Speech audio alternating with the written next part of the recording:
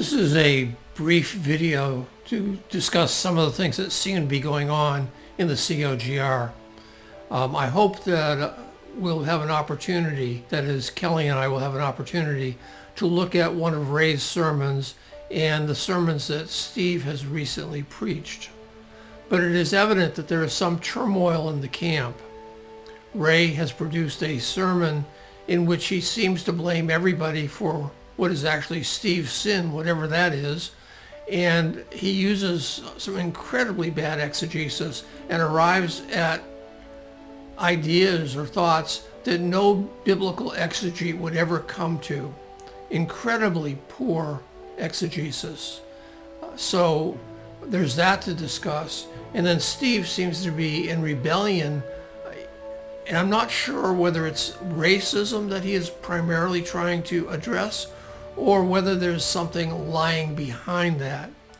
So on one hand, you have Ray and the main body upset about an event or events, and you have Steve, on the other hand, being the martyr and basically saying that it's a racial issue and that he's being cast aside.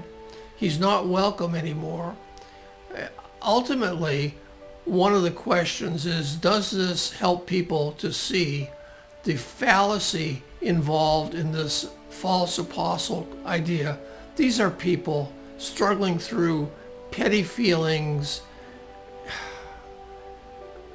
narcissism, jockeying for position, hurt feelings, all of that. This is not a group of super saints being led by God to do any one given thing. They are not God's chosen church. They are not God's chosen people. They were not selected from within their mother's wombs to be the apostles that they are. They are people that have latched on to a movement. It's essentially the fivefold movement from the latter rain saints, or the NAR. I guess that's another manifestation of it. But they've dipped into those streams and pulled out things that provide them with the power to control people's finances and lives. And as they're doing that, they're representing themselves as something they're not.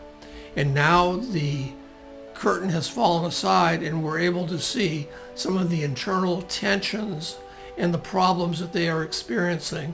Hopefully, this will allow those who have been controlled and drained financially to recognize that this church, these apostles, these people are not the people that you need to associate with. Find a real church somewhere, a church where people love you, care for you, and allow you to be who God has called you to be. And that would be anywhere other than the COGR. So I will have more for you later as I get a chance to get with Kelly, and we'll put together a couple of videos on these most recent sermons.